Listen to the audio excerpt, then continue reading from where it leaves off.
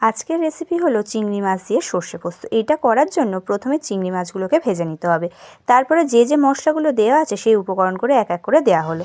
প্রথমে কড়াতে গরম তেলের ওপরে দেওয়া হলো কালো জিরে। তারপরে কালো জিরেটা দেওয়ার পরে সেটাকে ভালোভাবে নাড়িয়ে চাড়িয়ে নেওয়া হচ্ছে। তারপরে এর মধ্যে অ্যাড করা হচ্ছে আগে থাকতে কুচিয়ে রাখা পেঁয়াজ প্রয়োজন মতো।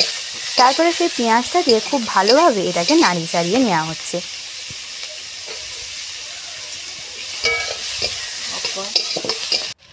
তারপরে এর মধ্যে অ্যাড করা হচ্ছে প্রয়োজন মতো নুন। আপনাদের যতটা প্রয়োজন আপনারা ততটাই অ্যাড করবেন। তারপরে এটাকে আবারও নাড়িয়ে চাড়িয়ে নেওয়া হচ্ছে। এরপরে অ্যাড করা হচ্ছে আগে থাকতে বেটে রাখা রসুন এবং লঙ্কা বাটা।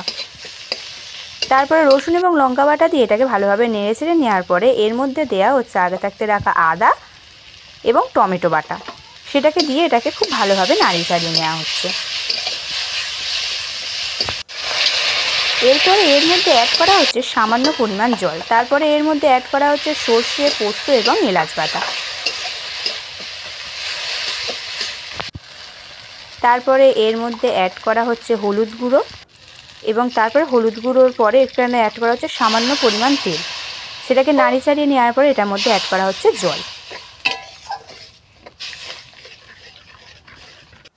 এটা ফোটার পরে এর মধ্যে অ্যাড করা হচ্ছে আগে থাকতে ভেজে রাখা সেই চিংড়ি মাছগুলোকে। চিংড়ি মাছগুলো দিয়ে এই চিংড়ি মাছগুলোকে খুব ভালোভাবে এর মধ্যে একটু নেড়ে চেড়ে নেওয়া হচ্ছে, কিন্তু সাবধানে দেখবেন যাতে এটা ভেঙে না যায়। তারপরে এটার মধ্যে অ্যাড করা হচ্ছে সামান্য পরিমাণ সর্ষের তেল, এর একটা খুব সুন্দর স্মেল হওয়ার জন্য। তারপরে রেডি আজকে আমাদের চিংড়ির সর্ষে পোস্ত রেসিপি। আপনারা কেমন লাগলো একবার নিশ্চয়ই করবেন এবং কমেন্টে অবশ্যই জানাবেন কেমন হয়েছে।